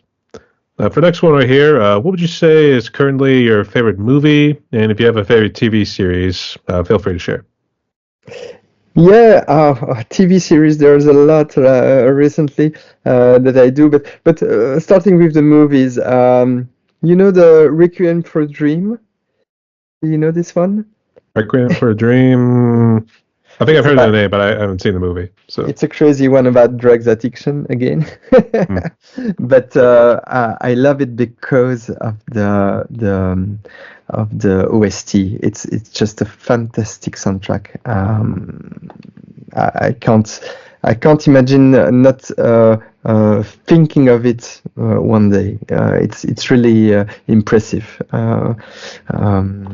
I would sing it here. So there is an instrumental there which is always coming back with the cellos, etc. It's really amazing. But talking about soundtracks, I really do like the one from the Romeo and Juliet from with DiCaprio. The soundtrack is just crazy, and the same for the Pulp Fiction one. These movies have soundtracks. Hell, it's I can't I cannot imagine people can't listen to that. honestly. Quentin Tarantino and that sort of stuff. Yeah. Yeah, definitely. But for the rest, in terms of movies, well, I'm not well, we are just again viewing the whole Harry Potter series because it's holiday time, it's Christmas times, and voila. But yeah, it's too long for me. Definitely, I need to sleep in between because it's 2.5 hours. Just well, it's too much. But I do like the way it's done, etc. But there are here Belgian or French movies that I do like too, which are quite more about they call that film d'auteur. I don't know if you know what I mean. Author film. Yeah, it's like how do you say that? It's not a blockbuster film. Let's say that. But at least got good reviews and I guess won some sort of awards. Yeah, but and there are a lot of French of French film that are very interesting. Think out loud, La Haine. Don't know if you know that. It's from 95, 96. I don't know. It's a black and white film. But damn good. It's three young people that are losing their minds into drugs. Again, I'm sorry, I'm not into drugs usually, but it's because the film. I mean, you were talking about getting high earlier too. So I imagine you're just floating off into space there. So exactly.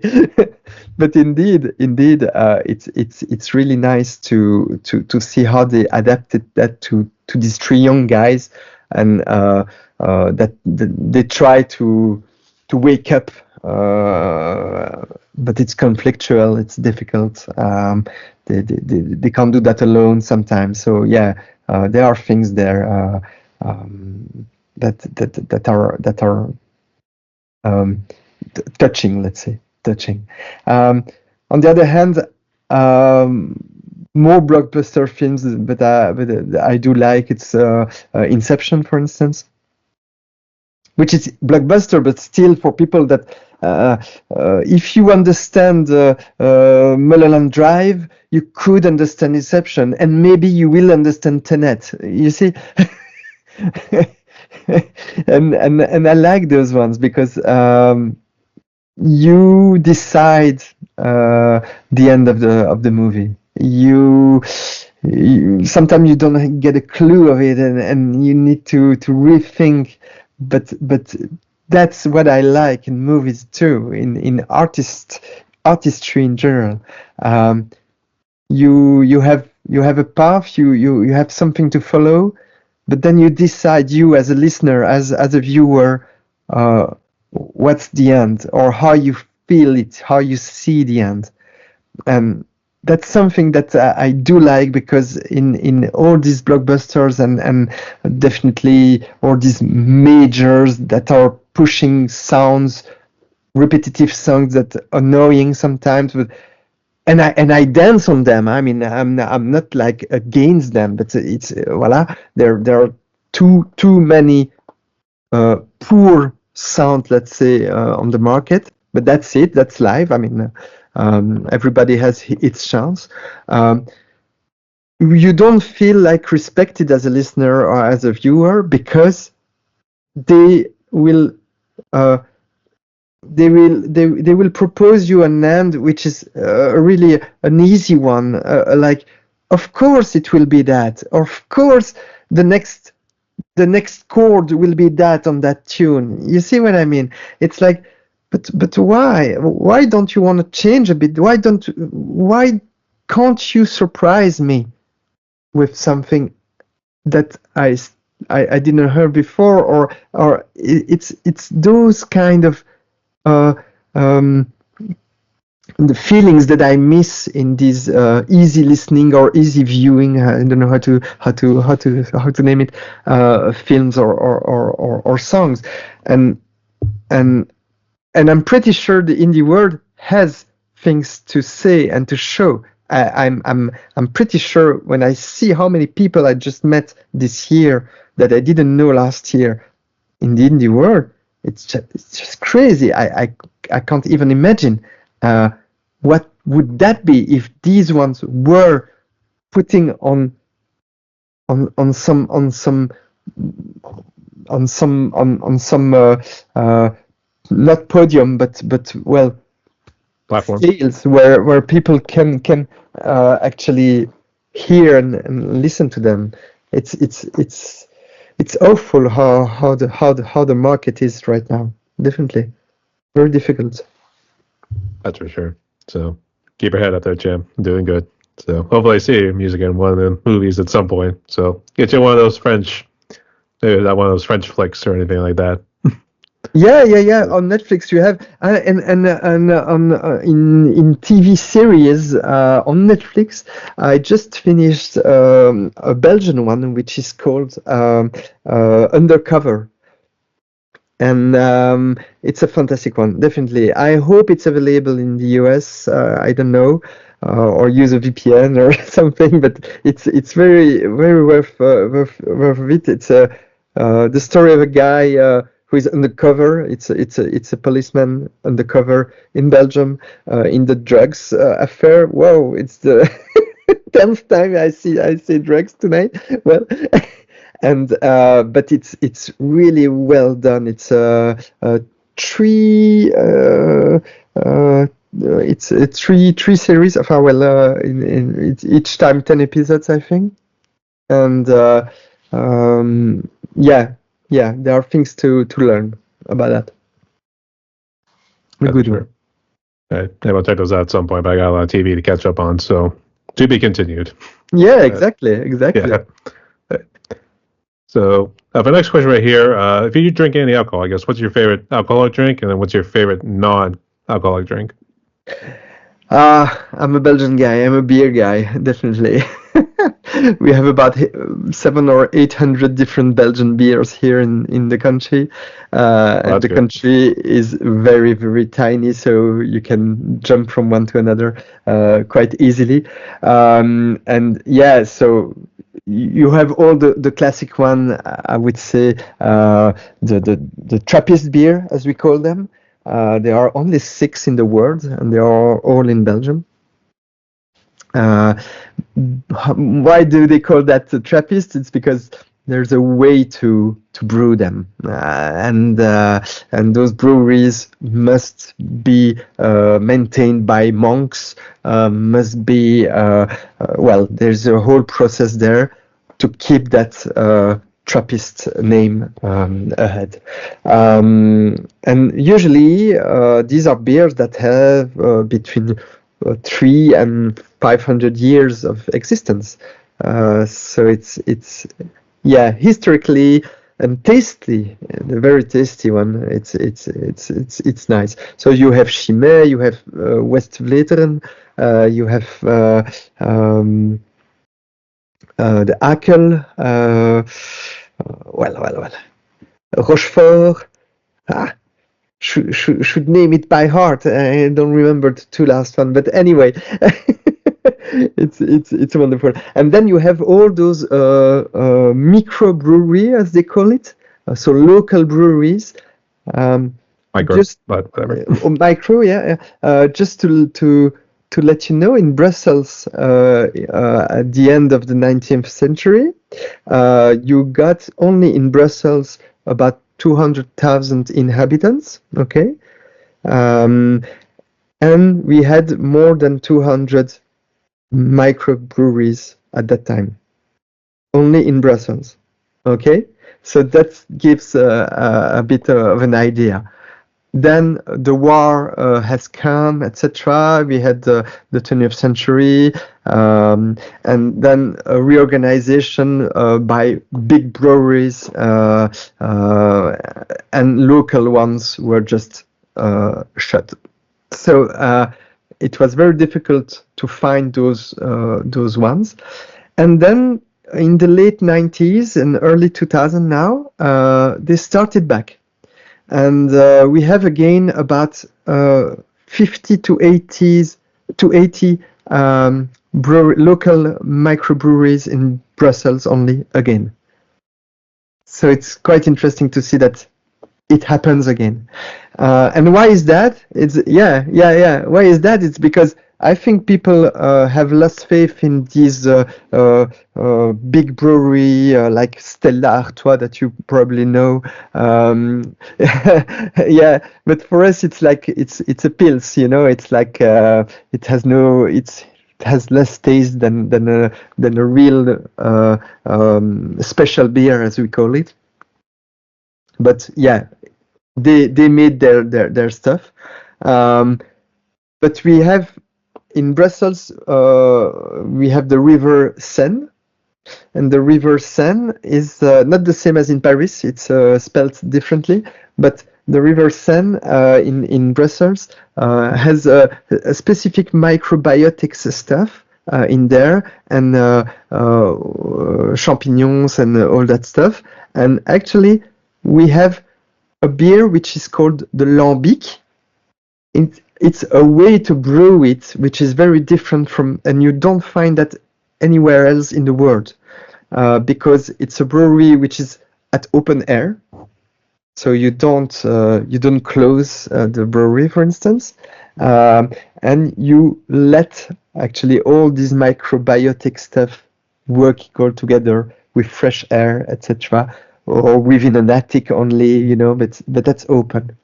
That's the old way to do the lambic, and we still do that, and it's only available with that water which has special I don't know what that does that correctly.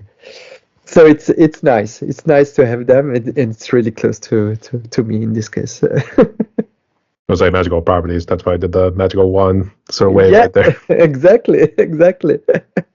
And non-alcoholic, that's for sure more difficult for me. Not that I don't drink non-alcoholic, but I'm really a water guy. I do love just simple water, glass of water. Not really tap water, but we have sources here in Belgium, and the main well-known one is called Spa.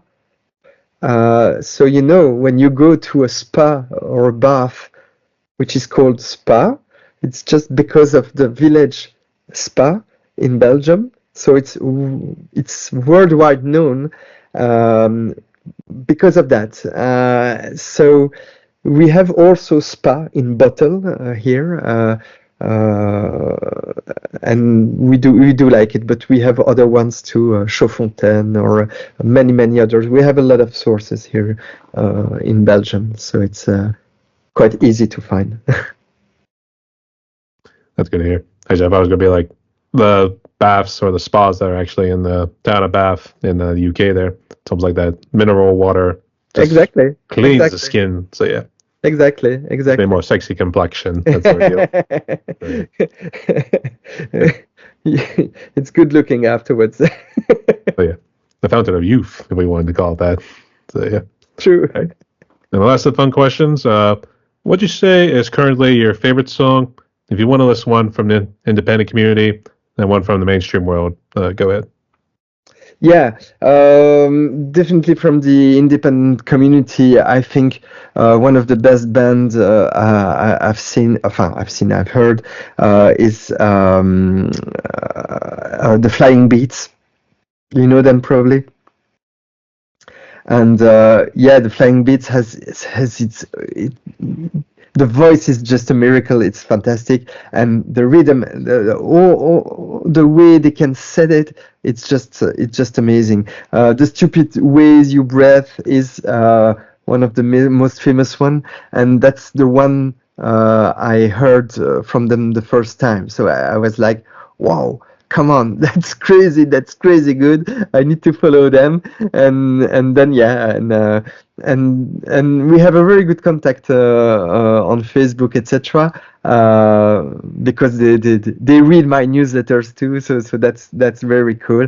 I didn't talk about my newsletter yet, but they read it and they like it, and yeah, so that song is for me very important. And another one from Kathleen Turner Overdrive, which is Robot Girl. It's a crazy song. I don't know how many songs they did this year, but it's like a lot. And they managed to have Lizzie's voice really well balanced in that whole punky and very nicely done, but very punky atmosphere behind. You feel that they can write songs, they can produce. The bassist is just a major one. I love the way he's playing. I don't even say about the drummer, how they splash the whole stuff. It's crazy. I love their energy, their sympathy too, and it's Robot Girls for me the second one on my list, definitely. Yeah. And they are all on my playlist. I share a lot of playlists. It's I made a recap of 24 with I asked a month and a half ago the three first releases by band, and I put that in one place for the first, one place for the second song, and one place for the third song, and I have about 60 hours for each playlist to listen to, and it's crazy. And it's nice to see how people brought that to life, and how and you see what's happening at the third one, for instance. You see already some changes from time to time. People are more confident from the one who starts, etc. And yeah, I like it. It's a good way to remember what happened in 24. Yeah, that's for sure. And I will say I did get Kathleen Turner Overdrive, so make sure you go check out either on Spotify or YouTube. I got that. Yeah. They are. A great choice nonetheless there too, mate. So Zoltan, we talked a little over 2 hours right now. We're almost at a time, but before we jump into the last question right here, I guess, would you like to ask me anything, or maybe say any final words? No, thank you for your time already. I really appreciate the way you just asked me about that.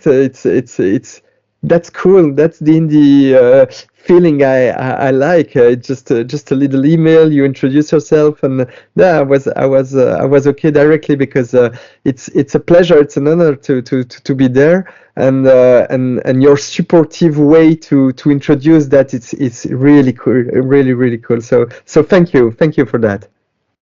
We put a face to the name right now too. Actually, yeah. I think I found you because I forget what post it was, but I think yours was a reply. I figured, it's worth a shot. It was 50-50. So thanks for responding back, mate.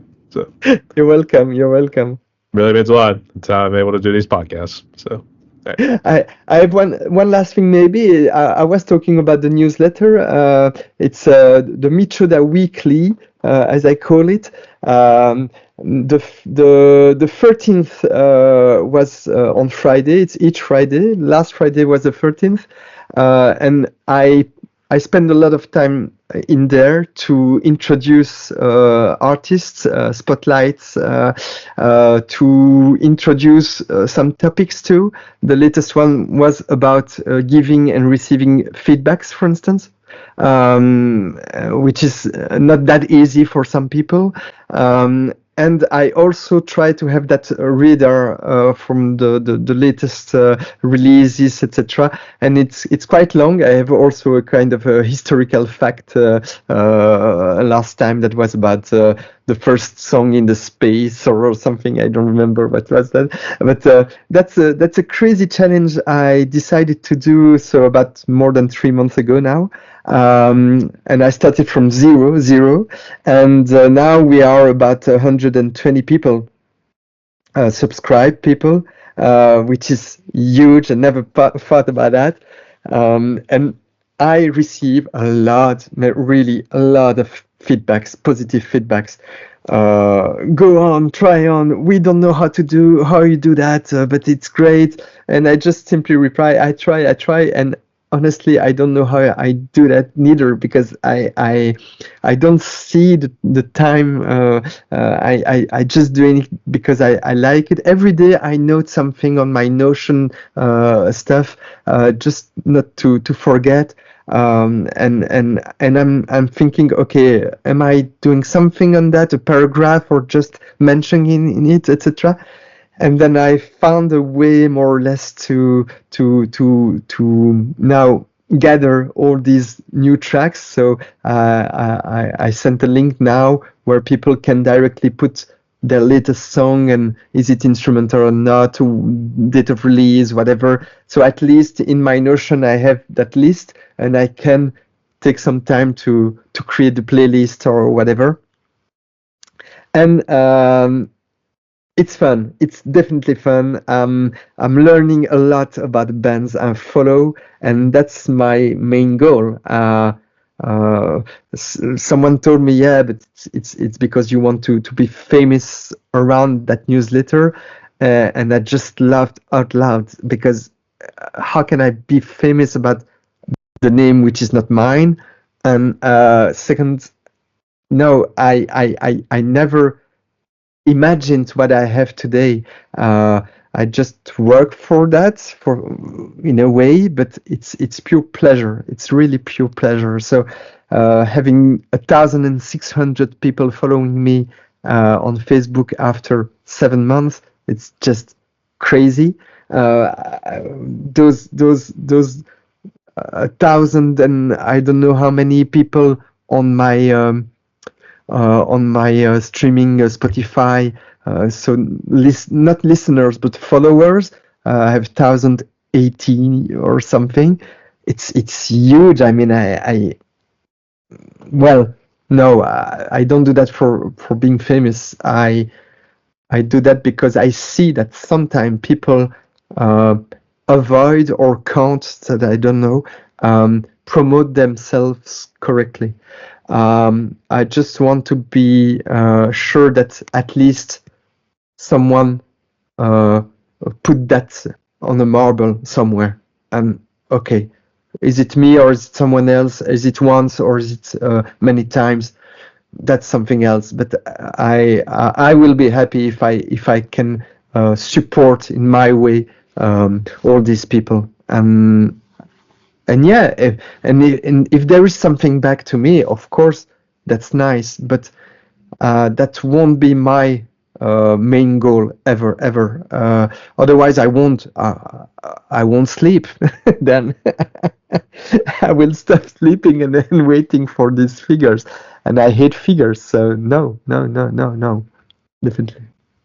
I'll turn into a zombie afterwards, but all right. All right. If there's nothing else, here's how the last question goes. So, given what COVID's done, I know there's tough losing your mom right there, and I'm sorry to hear that. But for those musicians and people who perhaps have lost relatives or perhaps are struggling, whether it was because of COVID or like an addiction, for instance, what's sort of message of hope could you give to those people and musicians as they try to move forward with their lives? For me, music has the power to heal. That's for sure. To heal and to connect between people. So I'm pretty sure, even in the darkest times, or how do you say that, if you feel the music, if you feel the person behind, well, 50% is done. There is something there. So keep it like this. Creating or listening, you will find a way to this is the source of strength, in my humble opinion. Definitely, it's something that where we can keep pushing forward as a musician, for sure. We can feel maybe how people will react, so it's also good. So I would say, yeah, music is life. It's a hashtag I use. Life is music. Music is life. These are both hashtags I put regularly under my posts, and for big reasons. I'm pretty sure that that hope can be found even in the smallest moments of our lives. It can be a minute, it can be an hour, but this shared experience by others and it can be Rihanna, it can be Queen, it can be the Flying Beats, whatever. It you will feel better, definitely. And music has its own way to make it happen. I'm pretty sure of that. Music, artistry more generally, but music has that ability to marry or to connect people, and through sounds, lyrics, rhythms. Sometimes you don't understand the lyrics, and it's okay. Sometimes not. Well, it keeps challenging you as a listener, because creation and being artist is challenging others. And I think it's very positive, because in the time we are currently living, I feel, but I guess some people too, we feel that we are more and more restrained in those in a binary world where if it's not yes, it's a no. What the hell? It's not that. It's not at all. And music can help on that way. Artists can help. And I'm pretty sure I read that earlier this week. If people at the command were all artists, so, okay, we avoid any wars. We avoid any wars because of that. Because we think differently. We manage to push the people ahead. We manage to give something positive, and even negative. There are songs that are quite crying and awful, but still we will react, and that's the point of art, of making art, is having a reaction. If you don't see any reaction, well, I think those people are lost, and we need more than music for them. But music is a start. Yeah. Absolutely. And I know you mentioned Pulp Fiction earlier. Spoke like a true prodigy. There. So thanks so much for sharing there, Zoltan. Really does mean a lot. Okay. So Zoltan reached my podcast right here. Boy, oh boy, we talked about 2 hours and a little over 2 hours and 15 minutes. Wow, yeah. Give or take here, yeah. So actually, I had a good number of things to share there too. So caught me a little off guard, but nonetheless, thanks for sharing that stuff. Good luck with your newsletter there too. So I guess just real quick, got any shout outs? Want to say any final words before we close? Well, live a happy life with music as much as you can. All of you. It's the best we can do, I think. Absolutely. And just real quick for the audience, can you just mention what social media, streaming platforms you're on for music, and sure, where they can find that newsletter too? Yeah, you can reach me on Mitxoda, Mitxoda, everywhere, on every single streaming services, or Facebook, or TikTok, Instagram, Twitter, Blue Sky. I'm everywhere, and the Gmail is just mitxoda@gmail.com, and I'm hoping to create my website soon, but that's not for now. But the main page will stay facebook.com/Mitxoda. In any case. All right, sounds good. Thank you so much for sharing that too. So, but to close out like this, everyone, my guest today was Zoltan, or should we do it this way? I forget which way the Z works. No. It's one of those ways, but we'll do it this way. Okay. Zoltan, our brother from Brussels, Belgium, right here too. This guy's doing a lot out there in the music community. Make sure you check out his newsletters and posts and everything. Keep supporting him on all the socials and streaming platforms. This guy's doing a lot right here, so let's keep helping our brother out there too. So I'm not too sure how you say good night in Belgium, I guess, real quick. How do you say that? Indeed. It's almost 10 p.m. Yeah. How do you say it in Belgian? In French, we said bonsoir. Bonsoir. Or you're close to Germany, so we'll say Guten Tag, meine Freundin. How about that? So, bonsoir, Brian. Thank you. Nice. Stay safe, because it is crazy world out there, Zoltan. Rock on. Give me a pose. Stay tuned. Yeah. Cheers. Cheers.